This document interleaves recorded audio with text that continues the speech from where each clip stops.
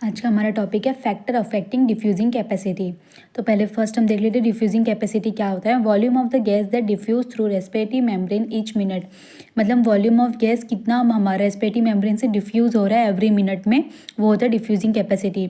अब देखेंगे factor affecting the diffusing capacity are followings क्या है। First pressure gradient. Pressure gradient क्या है, diffusing capacity directly proportional to the pressure gradient. जो डिफ्यूजिंग कैपेसिटी होती है directly proportional to the pressure gradient होती है। अगर प्रेशर ग्रेडियंट बढ़ेगा तो डिफ्यूजिंग कैपेसिटी भी ज़्यादा होएगी, बढ़ेगी।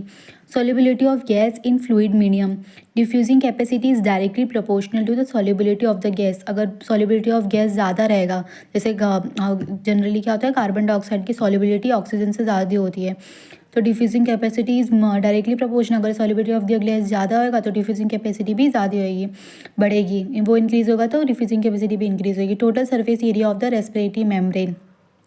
Diffusing capacity is directly proportional to the surface area of the respiratory membrane. जो डिफ्यूजिंग कैपेसिटी है वो डायरेक्टली प्रोपोर्शनल होगी रेस्पिरेटरी मेम्ब्रेन के जो सरफेस एरिया होगा। अगर सरफेस एरिया ज़्यादा रहेगा तो उसको मतलब अगर सरफेस एरिया ज़्यादा रहेगा तो डिफ्यूजिंग कैपेसिटी भी ज़्यादा होगी। अगर सरफेस एरिया कम रहेगा तो फिर डिफ्यूजिंग कैपेसिटी भी कम हो जाएगी।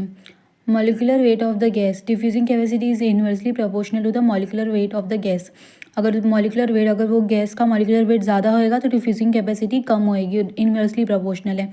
Thickness of the respiratory membrane. Diffusing capacity is inversely proportional to the thickness of the respiratory membrane.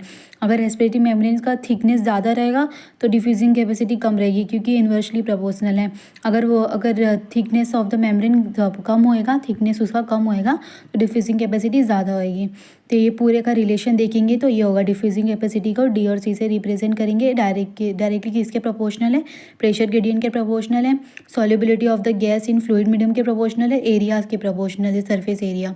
और किससे इन्वर्सली प्रोपोर्शनल है, मॉलिक्यूलर वेट्स और thickness of the respiratory membrane से। That's it. ये था हमारा factor affecting diffusing capacity. University में इसके 5 मार्क्स में आते हैं।